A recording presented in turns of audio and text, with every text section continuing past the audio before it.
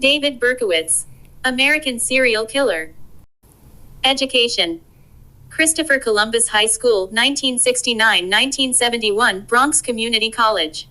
David Richard Berkowitz, also known as the son of Sam and the .44 caliber killer, is an American serial killer who committed 8 shootings in New York City between 1976 and 1977. His crimes resulted in 6 deaths and 7 injuries. Berkowitz is serving a life sentence at Shongam Correctional Facility in Ulster County. In May 2024, he was denied parole for the 12th time. Also known as the son of Sam and the .44 caliber killer, is an American serial killer who pled guilty to perpetrating 8 shootings in New York City between July 1976 and July 1977, which resulted in 6 fatalities. Berkowitz grew up in New York City and served in the United States Army. Using a .44 special caliber bulldog revolver, he killed 6 people and wounded 7 others by July 1977, terrorizing New Yorkers. Berkowitz eluded the biggest police manhunt in the city's history while leaving letters that mocked the police and promised further crimes, which were highly publicized by the press. David Berkowitz was born Richard David Falco on June 1, 1953, in Brooklyn, New York. Within a few days of his birth, his biological mother, Elizabeth Betty Broder, gave the child away. She had grown up as part of an impoverished family and was working as a waitress. In 1936, she had married Tony Falco, an Italian-American. After a marriage of less than 4 years, Falco left her for another woman. Berkowitz's biological father, Joseph Kleinman, was a married businessman who, like Berkowitz's mother, was Jewish. The infant Richard was adopted by Pearl and Nathan Berkowitz of the Bronx. The couple were Jewish hardware store retailers of modest means, and childless in middle age. They reversed the order of the boy's first and middle names and gave him their own surname, raising the young David Richard Berkowitz as their only child. Berkowitz had a bar mitzvah and was frequently bullied for being Jewish. Journalist John Vincent Sanders wrote that Berkowitz's childhood was somewhat troubled. Although of above-average intelligence, he lost interest in his education at an early age and became infatuated with petty larceny and starting fires. He suffered head injuries as a child. Neighbors and relatives would recall Berkowitz as difficult, spoiled, and a bully. His adoptive parents consulted at least one psychotherapist due to his misconduct, but his misbehavior never resulted in a legal intervention or serious mention in his school records. In 1971, at age 17, Berkowitz joined the United States Army and served at Fort Knox in the U.S. and with an infantry division in South Korea. After an honorable discharge in June 1974, he located his birth mother, Betty. After a few visits, she disclosed the details of his birth. The news greatly disturbed Berkowitz, and he was particularly distraught by the array of reluctant father figures. Forensic anthropologist Elliot Layden described Berkowitz's discovery of his birth details as the primary crisis of his life, a revelation that shattered his sense of identity. His communication with his birth mother later lapsed, but for a time he remained in communication with his adoptive sister, Roslyn. Berkowitz attended Bronx Community College for 1 year, enrolling in the spring of 1975. In 1976, he went to work as a driver for the Co-op City Taxi Company. He subsequently had several non-professional jobs, and at the time of his arrest was working as a letter sorter for the United States Postal Service. Beginning of crimes late 1975 to early 1977. During the mid-1970s, Berkowitz began committing violent crimes. He bungled his first attempt at murder using a knife, then switched to a handgun and began a lengthy crime spree throughout the New York boroughs of the Bronx, Brooklyn and Queens, seeking young female victims. All but one of the crime scenes involved 2 victims. He infamously committed some of his attacks while the women sat with boyfriends in parked cars. Berkowitz exhibited an enduring enjoyment of his activities, often returning to the scenes of his crimes. Foreman stabbing, December 1975. Berkowitz claimed that when he was 22 years old he committed his first attack on Christmas Eve 1975, when he used a hunting knife to stab 2 women in Co-op City. The first alleged victim, a Hispanic woman, was never identified by police. The second was 15-year-old Michelle Foreman, a sophomore at Truman High School, whom he stabbed 6 times on a bridge near Dracer Loop and whose injuries were serious enough for her to be hospitalized for a week. Berkowitz was not suspected of these crimes, and soon afterward he relocated to an apartment in Yonkers. Gloria and Valenti shooting, July 1976. Pelham Bay area of the Bronx. The first shooting attributed to Berkowitz occurred in the Pelham Bay neighborhood of the Bronx. At about 1:10 a.m. on July 29, 1976, Donna Lauria, an emergency medical technician, and her friend Jody Valenti, a nurse, were sitting in Valenti's double-parked Oldsmobile, discussing their evening at Peachtree's, a New Rochelle discotheque. Lauria opened the car door to leave and noticed a man quickly approaching. Startled and angered by the man's sudden appearance, she said, "Now what is this?" The man produced a gun from the paper bag that he carried and crouched. Bracing one elbow on his knee, he aimed his weapon with both hands and fired. Lauria was struck by one bullet that killed her instantly. Valenti was shot in her thigh, and a third bullet missed both women. The shooter turned and walked away quickly. Valenti survived her injury and said that she did not recognize the killer. She described him as a white male in his 30s with a fair complexion, about 5 feet 8 inches tall and weighing about 200 pounds. His hair was short, dark, and curly in a mod style. This description was repeated by Lauria's father, who claimed to have seen a similar man sitting in a yellow compact car parked nearby. Neighbors gave corroborating reports to police that an unfamiliar yellow compact car had been cruising the area for hours before the shooting. Years later, in 1993, an imprisoned Berkowitz admitted in an interview with journalist Maury Terry that he had shot Lauria and Valenti. Denaro and Keenan shooting, October 1976. Forest Hills Gardens, Queens. Most of Berkowitz's activity was in Queens, though he lived farther north in Yonkers. On October 23, 1976, a similar shooting occurred in a secluded, residential area of Flushing, Queens, next to Bone Park. Carl Denaro, a Citibank security guard, and Rosemary Keenan, a Queens College student, were sitting in Keenan's parked car when the windows suddenly shattered. "I felt the car exploded," Denaro said later. Keenan quickly started the car and sped away for help.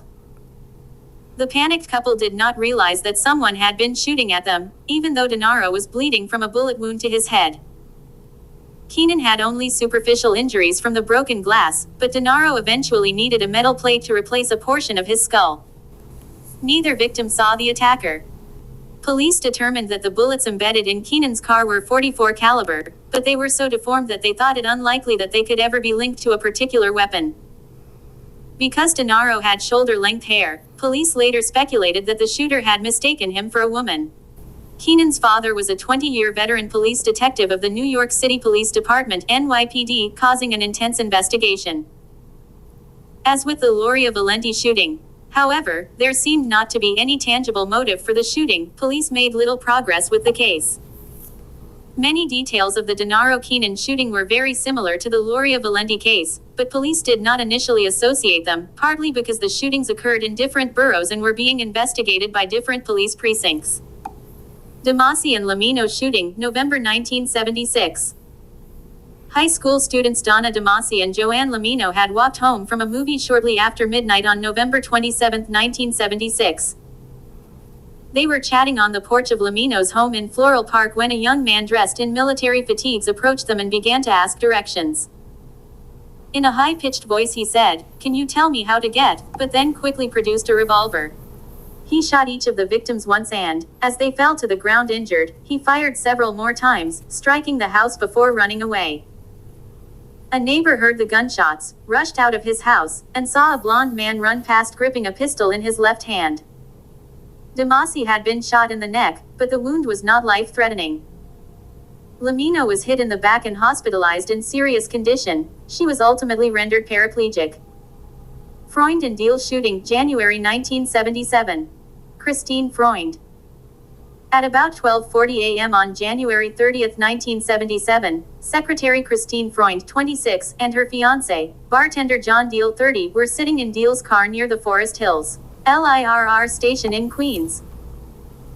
Preparing to drive to a dance hall after having seen the movie Rocky, 3 gunshots penetrated the car. In a panic, Deal drove away for help. He sustained minor superficial injuries, but Freund was shot twice and died several hours later at the hospital. Neither victim had seen their attacker. Police made the first public acknowledgement that the Freund-Deal shooting was similar to earlier incidents, and that the crimes might be connected.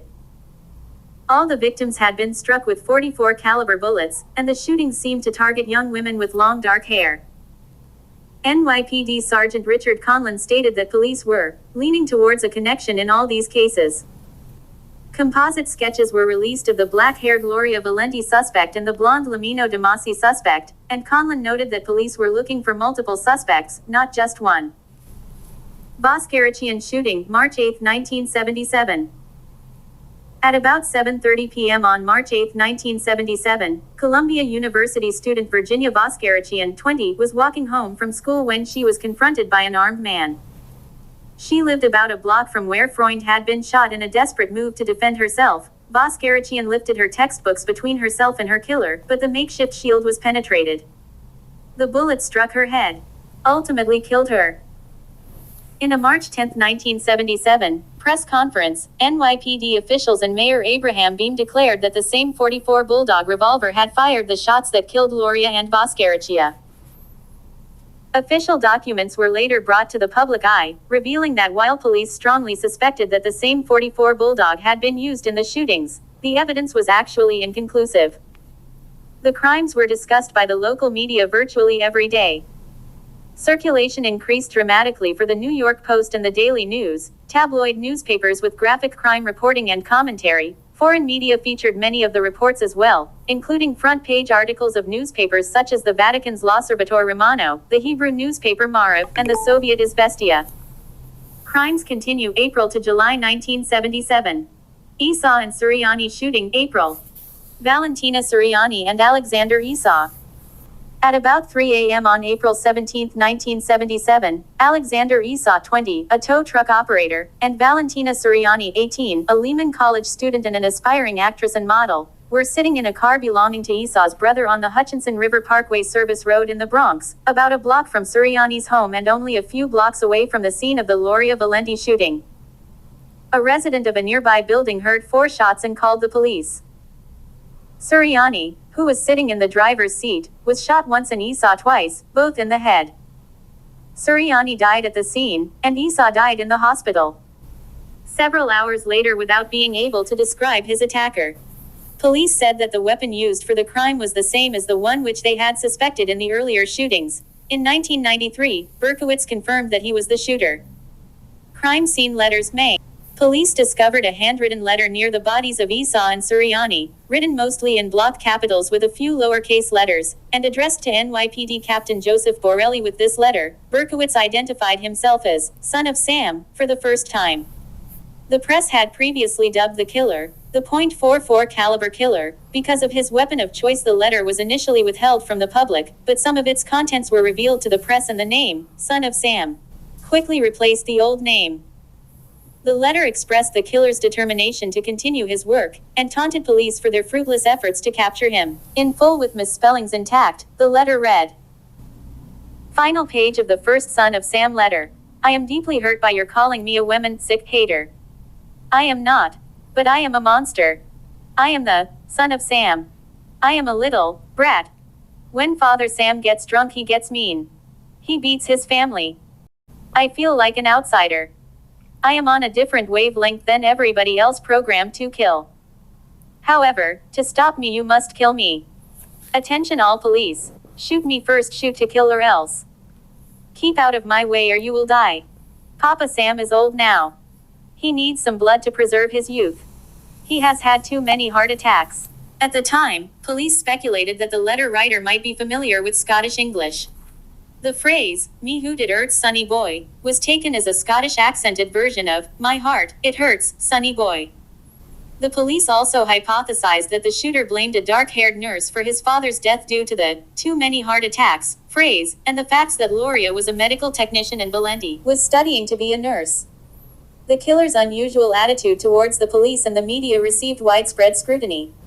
Psychologists observed that many serial killers gain gratification by eluding pursuers and observers. The feeling of control over media, law enforcement, and even entire populations provides a source of social power for them. After consulting with several psychiatrists, police released a psychological profile of their suspect on May 26, 1977. He was described as a neurotic who probably had paranoid schizophrenia and believed himself to be a victim of demonic possession. Letter to Jimmy Breslin. On May 30, 1977, Daily News columnist Jimmy Breslin received a handwritten letter from someone who claimed to be the .44 caliber killer. The letter was postmarked early that same day in Englewood, New Jersey. On the reverse of the envelope, neatly hand-printed in 4 precisely centered lines, were the words, "Blood and family, darkness and death, absolute depravity." The letter inside read, "Hello from the gutters of NYC, which are filled with dog manure, vomit, stale wine, urine and blood. Hello from the sewers of NYC, which swallow up these delicacies when they are washed away by the sweeper trucks. Hello from the cracks in the sidewalks of NYC and from the ants that dwell in these cracks and feed in the dried blood of the dead that has settled into the cracks. JB, I'm just dropping you a line to let you know that I appreciate your interest in those recent and horrendous 44 killings. I also want to tell you that I read your column daily and I find it quite informative. Tell me, Jim, what will you have for July 29th? You can forget about me if you like because I don't care for publicity. However, you must not forget Donna Loria, and you cannot let the people forget her either." Mr. Breslin, sir, don't think that because you haven't heard from me for a while that I went to sleep. No, rather, I am still here. Like a spirit roaming the night. Thirsty, hungry, seldom stopping to rest, anxious to please Sam. I love my work. Now, the void has been filled. Perhaps we shall meet face to face someday, or perhaps I will be blown away by cops with smoking 38s. Whatever, if I shall be fortunate enough to meet you, I will tell you all about Sam if you like, and I will introduce you to him. His name is Sam the Terrible. Not knowing what the future holds, I shall say farewell, and I will see you at the next job. Or should I say you will see my handiwork at the next job? Remember, Ms. Loria. Thank you. In their blood and from the gutter, Sam's creation. Here are some names to help you along. Forward them to the inspector for use by NCIC, the Duke of Death, the Wicked King Wicker, the 22 disciples of JB. Please inform all the detectives working the case that I wish them the best of luck. Keep 'em digging, drive on, think positive, get off your butts, knock on coffins, etc. Upon my capture, I promise to buy all the guys working the case a new pair of shoes if I can get up the money. Son of Sam. Underneath the Son of Sam was a logo or sketch that combined several symbols.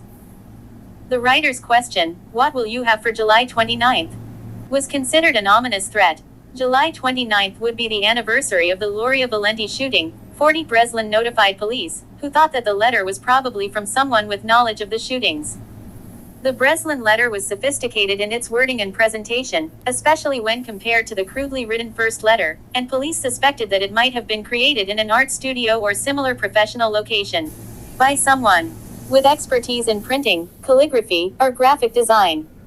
Unusual writing caused the police to speculate that the killer was a comic book letterer, and they asked staff members of DC Comics whether they recognized the lettering. The Wicked King Wicker reference caused police to arrange a private screening of The Wicker Man, a 1973 horror movie. The Daily News published the letter a week later after agreeing with police to withhold portions of the text, and Breslin urged the killer to surrender. The dramatic article made that day's paper the highest-selling edition of the Daily News to date. More than 1.1 million copies were sold. Police received thousands of tips based on references in the publicized portions of the letter, all of which proved useless. As all of the shooting victims to date had long dark hair, thousands of women in New York City acquired shortcuts or brightly colored dyes, and beauty supply stores had trouble meeting the demand for wigs. Lupo and Placido shooting, June. On June 26, 1977, Salvatore Lupo, 20, a mechanic's helper, and Judy Placido, 17, a recent high school graduate, had left the Elephas discotheque in Bayside, Queens, and were sitting in Lupo's parked car at about 3 a.m. when 3 gunshots blasted through the vehicle. Lupo was wounded in the right forearm, while Placido was shot in the right temple, shoulder, and back of the neck. Both victims survived their injuries. Lupo told police that they had been discussing the Son of Sam case only moments before the shooting. Neither Lupo nor Placido had seen their attacker, but 2 witnesses reported a tall, dark-haired man in a leisure suit fleeing from the area. One claimed to see him leave in a car and even supplied a partial license plate number. Moskowitz and Violante shooting, July. Bath Beach section of Brooklyn where the final killing occurred. With the first anniversary of the initial .44 caliber shootings approaching, police established a sizable dragnet that emphasized past hunting grounds in Queens and the Bronx. However, the next and final shooting occurred in Brooklyn. Early on July 31, 1977, Secretary Stacy Moskowitz and clothing salesman Robert Violante, both 20, were sitting in Violante's car, which was parked under a streetlight near a city park in Bath Beach. On their first date they were kissing when a man approached within 3 feet 90 centimeters of the passenger side of the car and fired 4 rounds, striking both victims in the head before he escaped into the park. Violante lost his left eye. Moskowitz, the only blonde victim of Berkowitz, died from her injuries. That night, Detective John Falotico was awakened at home and told to report to the 10th Homicide Division at the 60th Precinct Station House in Coney Island. He was given 2 weeks to work on the Moskowitz and Violante case as a normal murder investigation. If it could not be solved in that time frame, it was to be given to the Son of Sam Task Force. Suspicion and capture, August 1977. Suspicion, August 9. Local resident Cassalia Davis was walking her dog at the scene of the Moskowitz-Violante shooting when she saw patrol officer Michael Cataneo ticketing a car that was parked near a fire hydrant. Moments after the traffic police had left, a young man walked past her from the area of the car and seemed to study her with some interest. Davis felt concerned because he was holding some kind of dark object in his hand. She ran to her home only to hear shots fired behind her in the street.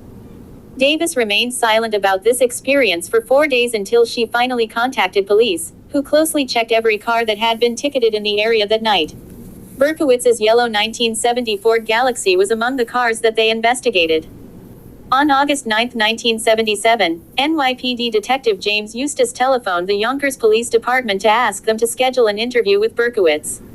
The Yonkers police dispatcher who first took Eustace's call was Wheat Carr, the daughter of Sam Carr and sister of Berkowitz's alleged cult confederates John and Michael Carr. As soon as Eustace mentioned the name, David Berkowitz, to Wheat, she said, "Let me tell you about him. I know him. He lives right behind me." She also informed Eustace that Berkowitz had shot and wounded their black Labrador retriever, named Harvey, and that Harvey was her father Sam's dog. When Eustace heard Sam, he had a very good feeling that Berkowitz was the real culprit they'd been looking for.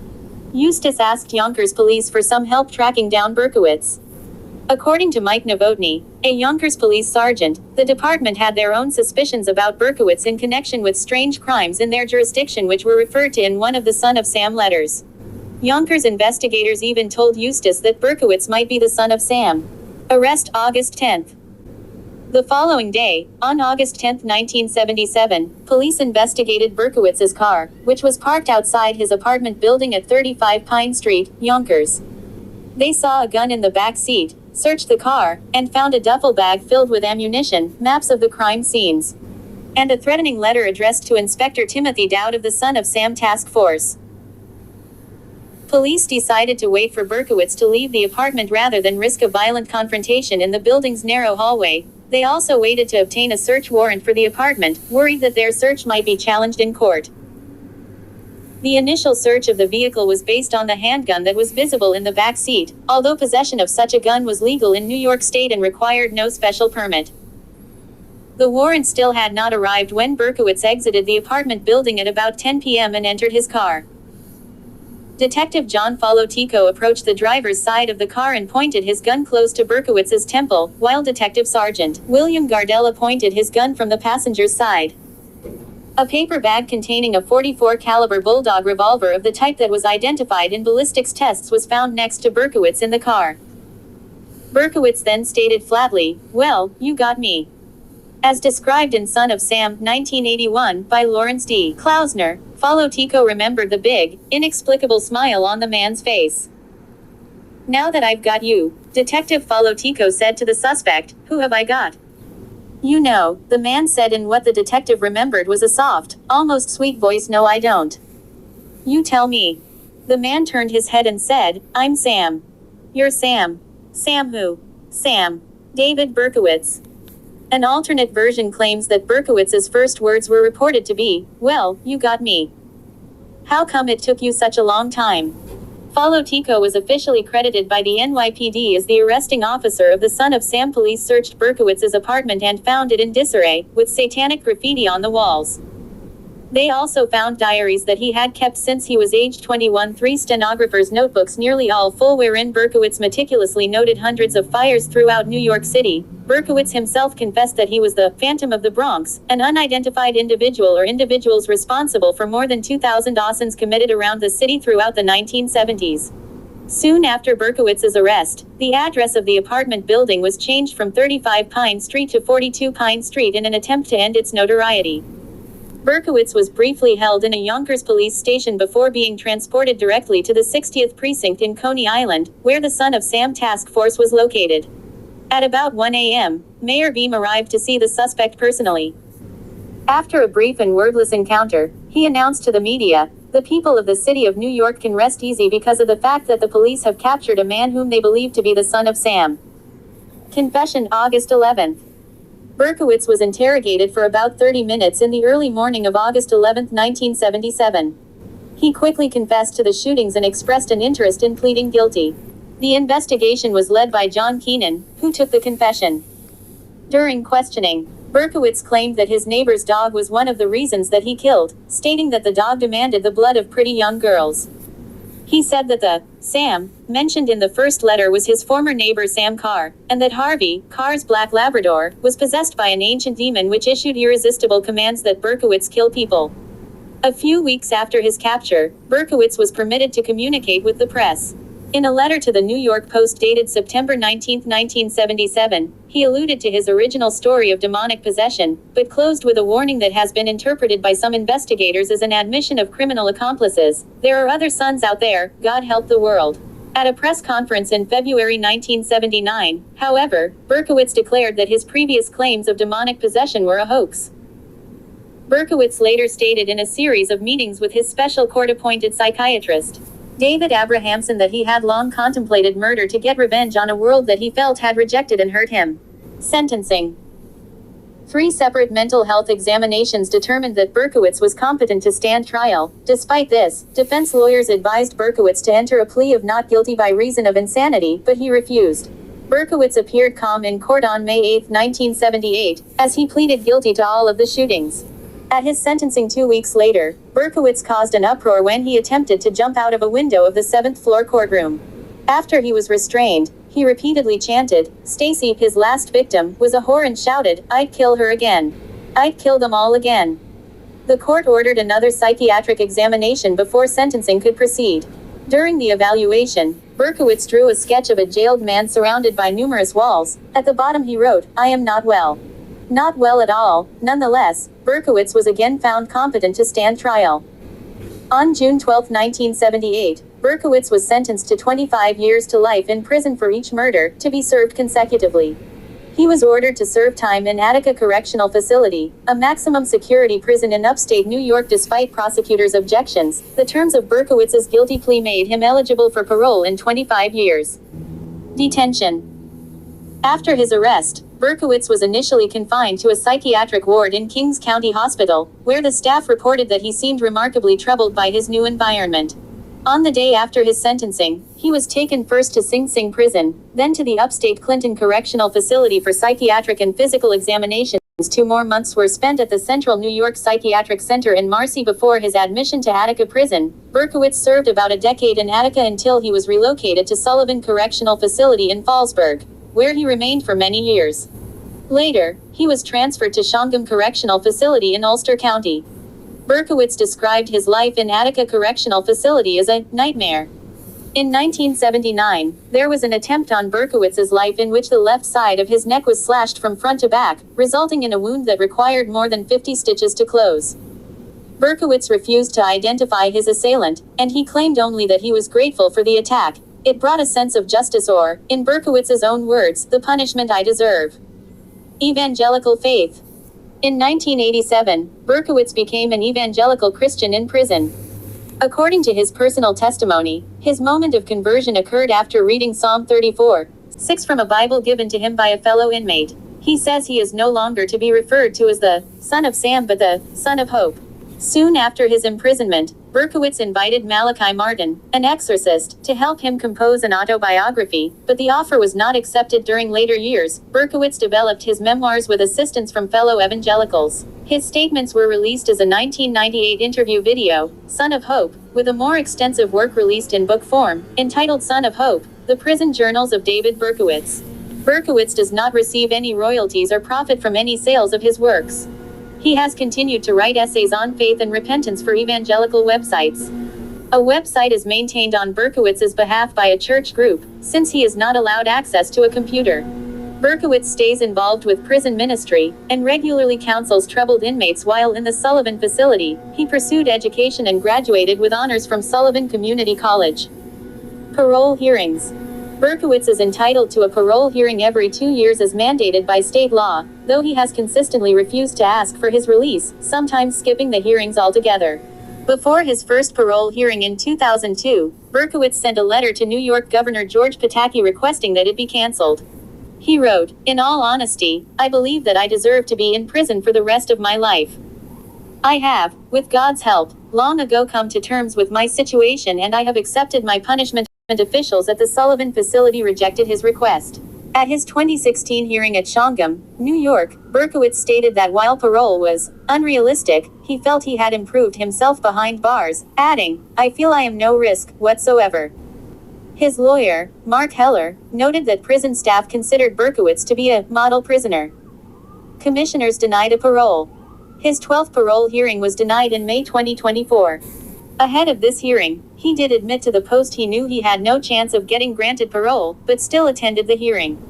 To not attend a hearing can be viewed as being defiant towards authority, and that's not me, Berkowitz said. Most of all, I attend in order to openly apologize for my past crimes and to express my remorse, he added. Other activities. In 2002, during the DC sniper attacks, Berkowitz wrote a letter telling the sniper to stop hurting innocent people. He made his comments in a 3-page letter to Fox News personality Rita Cosby after she wrote to him seeking his comment on the sniper attacks. During June 2005, Berkowitz sued one of his previous lawyers for the misappropriation of a large number of letters, photographs, and other personal possessions. Hugo Harmitz, a New Jersey attorney, had represented Berkowitz in an earlier legal effort to prevent the National Enquirer from buying one of his letters. Harmitz then self-published his own collection of letters and memorabilia Dear David, 2005, which he had obtained from Berkowitz during their consultations. Berkowitz stated that he would drop the lawsuit only if the attorney signed over all the money he made to the victims' families. In October 2006, Berkowitz and Harmitz settled out of court, with Harmitz agreeing to return the disputed items and to donate part of his book profits to the New York State Crime Victims Board Satanic Cult Accomplice Claims. In 1979, Berkowitz mailed a book about witchcraft to police in North Dakota. He had underlined several passages and written a few marginal notes, including the phrase, Arliss Perry, hunted, stalked and slain. The reference was to Arliss Perry, a 19-year-old North Dakota newlywed who had been murdered at Stanford on October 12, 1974. Her death, and the notorious abuse of her corpse in a chapel on campus, was a widely reported case. Berkowitz mentioned the Perry attack in other letters, suggesting that he knew details of it from the perpetrator himself. Local police investigators interviewed him but by 2004 had concluded he had nothing of value to offer. The Perry case was solved in 2018. After his admission to Sullivan Prison, Berkowitz began to claim that he had joined a satanic cult in the spring of 1975. In 1993, he made these claims known when he announced to the press that he had killed only 3 of the Son of Sam victims, Gloria, Esau, and Suriani.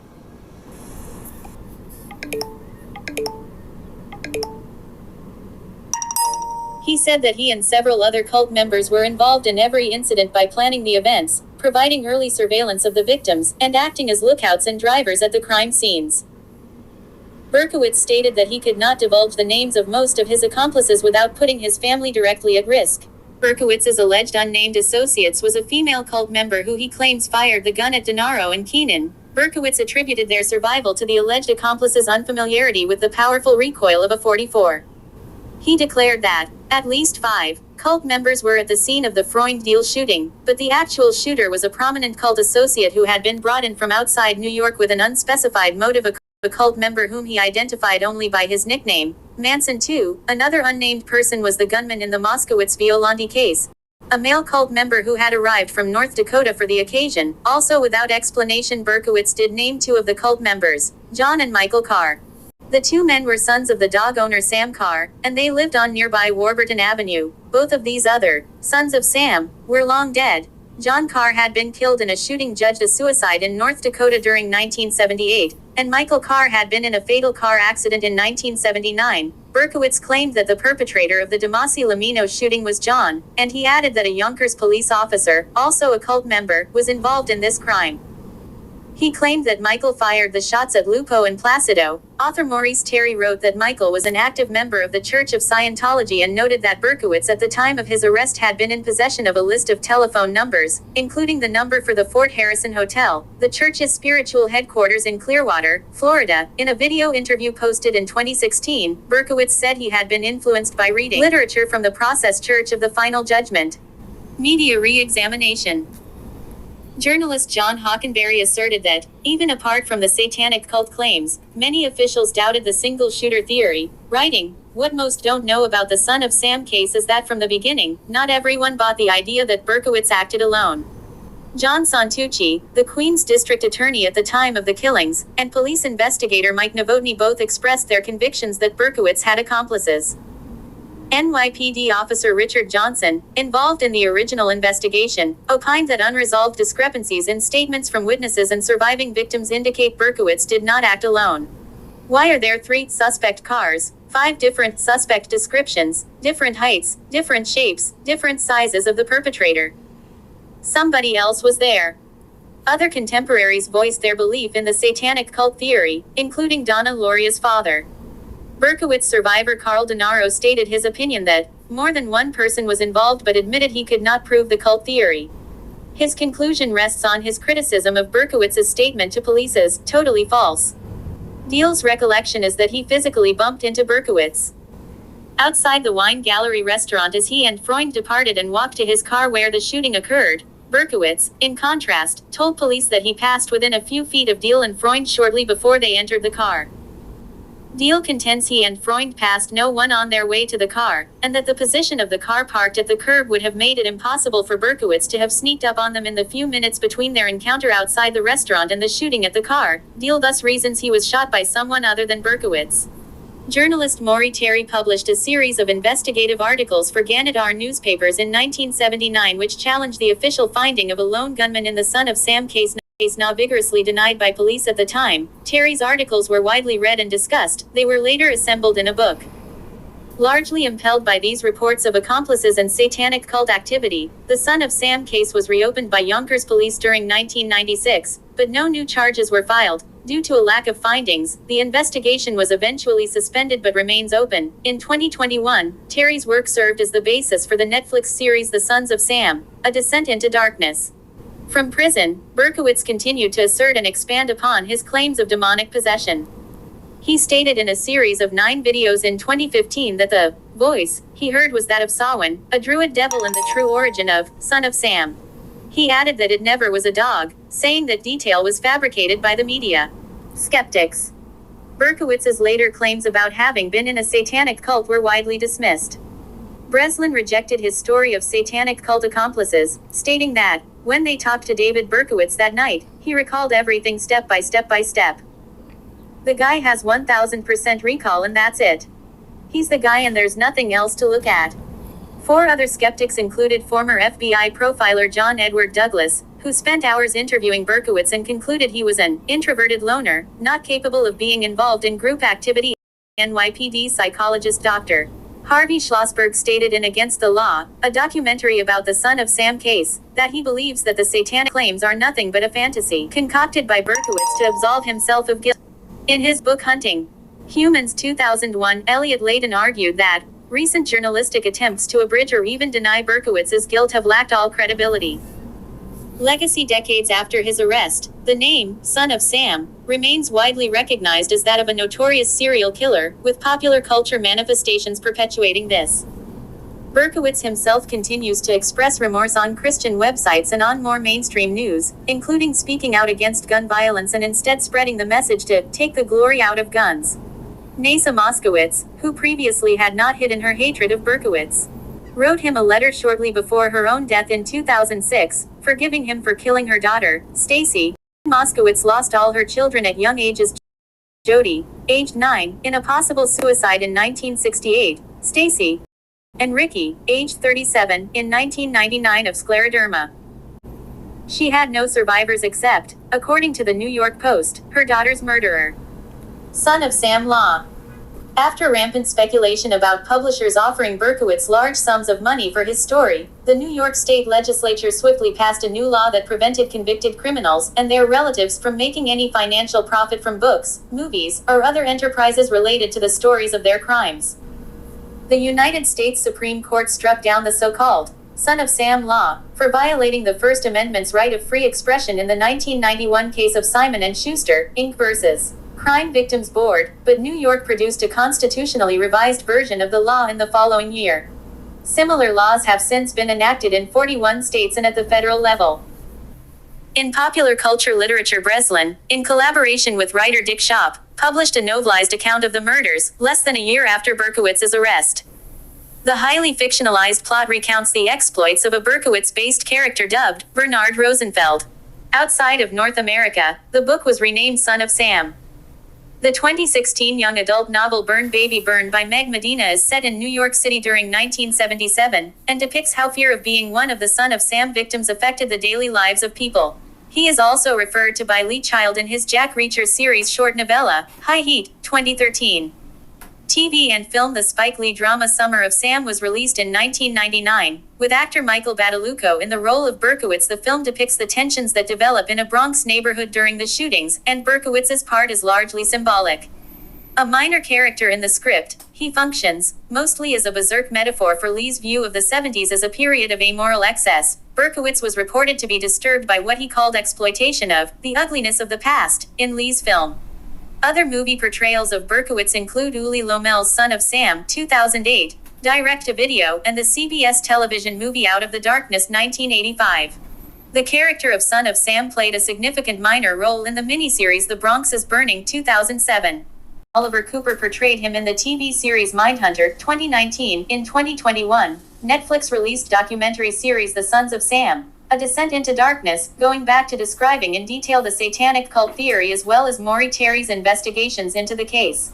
According to CBS News, Berkowitz was sentenced in 1978 to the maximum prison term of 25 years to life for each of the 6 slayings. He first became eligible for parole in 2002. He is being held at Shongam Correctional Facility, a maximum security prison about 60 miles north of New York City. David Richard Berkowitz, born Richard David Falco, June 1, 1953, also known as the Son of Sam and the .44 caliber killer, is an American serial killer who pled guilty to perpetrating 8 shootings in New York City between July 1976 and July 1977, which resulted in 6 fatalities. Berkowitz grew up in New York City and served in the United States Army. Using a .44 special caliber bulldog revolver, he killed 6 people and wounded 7 others by July 1977, terrorizing New Yorkers. Berkowitz eluded the biggest police manhunt in the city's history while leaving letters that mocked the police and promised further crimes, which were highly publicized by the press. Berkowitz was arrested on August 10, 1977, and subsequently indicted for 8 shootings. He confessed to all of them, and initially claimed to have been obeying the orders of a demon manifested in the form of a black dog belonging to his neighbor, Sam. After being found mentally competent to stand trial, he pled guilty to second-degree murder and was sentenced to 6 consecutive life sentences in state prison with the possibility of parole after 25 years. He subsequently admitted that the dog and devil story was a hoax. In police investigations, Berkowitz was also implicated in many unsolved Dawsons in the city. Intense media coverage of the case lent a kind of celebrity status to Berkowitz, which many observers noted that he seemed to enjoy. The New York State Legislature enacted new statutes, known popularly as Son of Sam laws, designed to keep criminals from financially profiting from the publicity created by their crimes. The statutes have remained in New York despite various legal challenges, and similar laws have been enacted in several other states. During the mid-1990s, Berkowitz, by then professing to be a converted evangelical Christian, amended his confession to claim that he had been a member of a violent satanic cult that orchestrated the incidents as ritual murder. A new investigation of the murders began in 1996 but was suspended indefinitely after inconclusive findings. Now, here is David Berkowitz being interviewed by Inside Edition many years ago. So that maybe they could get someone to help them. Family members, friends. Wow, that's... Because that's how you would know from ministering to people, because you've seen the people who need the help so badly. What are those symptoms? You can tell more.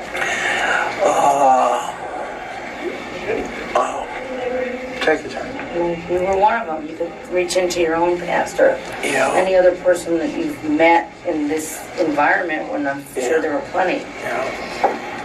Well, I think that what people need is closeness. And in society today, people are so far apart, and even in families, so many families are broken homes. And I don't mean just the broken homes in the sense that maybe dad's in prison or mom and dad are separated or something like that, but sometimes the family could be in, like, all under the same roof, mom and dad and the kids, and yet the home can still be broken because people are not communicating. There's no real bonding. There's no deeper love. It's sometimes even in one's own home, there could be strangers. I think it's so important for people to communicate and to spend time with one another in a family unit as much as possible. I know that, for example, in the incident in Columbine, those kids had parents, and they were from homes that on all purposes seemed to be stable and so forth. And yet, some ways you look at that, and yet there was, within the home, there was a broken relationship. And it seemed like those parents really didn't have an understanding of how far into, let's say, just use the word evil, those kids had fallen. And the parents seem to be, from what I understand, just kind of oblivious to that. My heart goes out to them, because I'm sure they must be struggling with that very much, asking themselves a lot of questions. Why? That was part of the interview between David Berkowitz and Inside Edition. And that was August the 1st, 2017. So that was a while ago. First victim of Son of Sam, killer who lost eye after getting shot 5 times, recalls how she narrowly survived. My chest exploded. Wendy Savino recalled the fateful April 9, 1976, night a smiling David Berkowitz waltzed up to her car in a Bronx parking lot and started laughing as he shot her 5 times. 3 months later, Berkowitz's bloody reign of terror would grip New York City and America. She said she's relieved to finally be recognized as one of Berkowitz's victims. NYPD officers confirmed this week that she was the first official victim of the Son of Sam serial killer. From the day I was shot, I had my sketches the NYPD made for me, and I carried that around in my handbag every day. I did not know his name, but I certainly knew what he looked like. I said, "This is the man that shot me." And of course, once he was arrested, I knew my sketch was David Berkowitz. I worked with an NYPD sketch artist while recovering from the shooting in Jacobi Hospital, and gave the descriptive details about her attacker on a pad of paper, because she had a tracheotomy. Victims in the Son of Sam case. April 9, 1976. Berkowitz was smiling when allegedly walked up to Westchester housewife Wendy Savino's car in a Bronx parking lot at about 11 p.m. and fired 5 times, striking her in the face, chest, arm, back and right eye. She survived but lost an eye. July 20, 1976. Donna Loria, 18, was fatally shot in front of her Bronx building while chatting with Jody Valenti, 19, who was struck in the thigh and survived. October 23, 1976. Carl Denaro, 20, and Rosemary Keenan, 18, the daughter of an NYPD detective, were shot in a car in Flushing, Queens. Both survived. November 27, 1976. Donna DeMasi, 17, and Joanne Lamino, 18, were shot outside Lamino's Floral Park, Queens, home. Lamino was paralyzed. DeMasi survived a bullet to the neck. January 30, 1977. Christine Freund, 26, was fatally shot while sitting in a car in Forest Hills, Queens, with boyfriend John Deal, 30, who was unharmed. March 8, 1977. Virginia Voskerichian, 19, a Barnard College student, was fatally shot while walking home in Forest Hills. April 17, 1977. Valentina Suriani, 18, an actress, and her boyfriend Alexander Esau, 20, a tow truck driver, were fatally killed while parked along the Hutchinson River Parkway in the Bronx. Now, you said that you believe that God has forgiven you. Yes. You still keep in touch with your dad? Yes. Without getting too personal, how's he doing? He's doing fine. He asked me not to talk about it. I understand, but what's Safeguard his privacy and privacy of his family. Okay.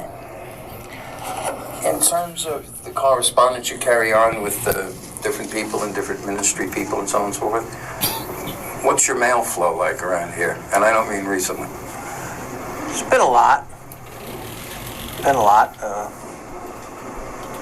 I don't make a big deal of it. I just consider it as part of my life now, part of it, in a sense, part of my ministry. I get letters from people from all walks of life. Most people are sincere. Some are having, very serious problems. And for whatever reasons, God, I believe, leads them to me.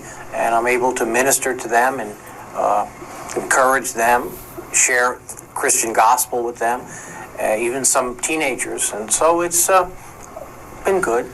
It's sort of ironic, isn't it? I mean, you're doing all this stuff through the mail these days. You keep the post office busy. What's that, a little nod of loyalty to your old employer? Once a postman, always a postman.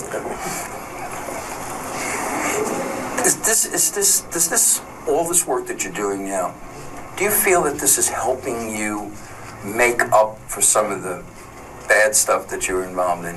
Do you feel like you're paying back a little bit? Yeah, these things, first of all, I want to be a good Christian because I want to please the Lord, but it's my way of saying that I'm sorry for the things that happened in the past, and I'm sorry for,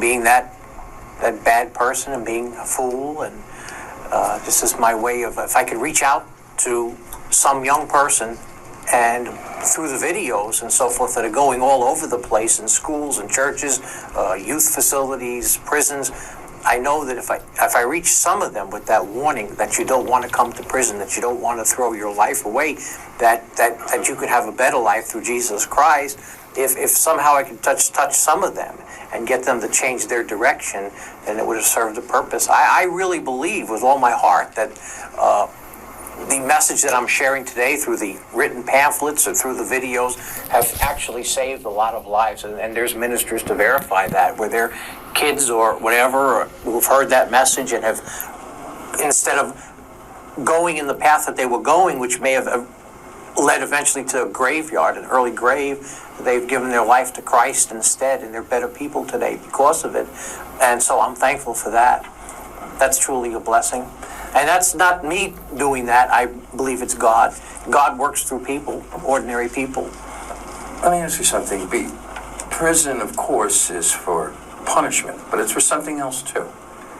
Rehabilitation. Is that correct?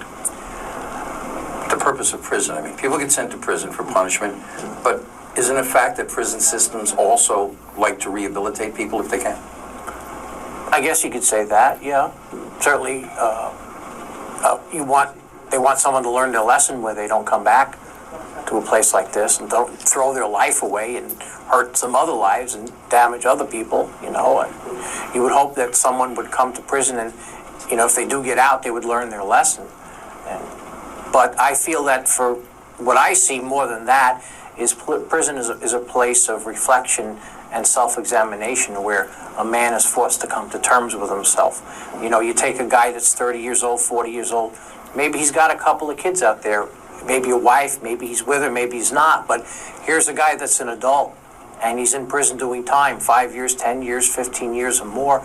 There has to, it's like a point of reality where you got to face yourself and say, man, what am I doing with my life? What am I doing? Where am I going? What's my goal? What's my direction?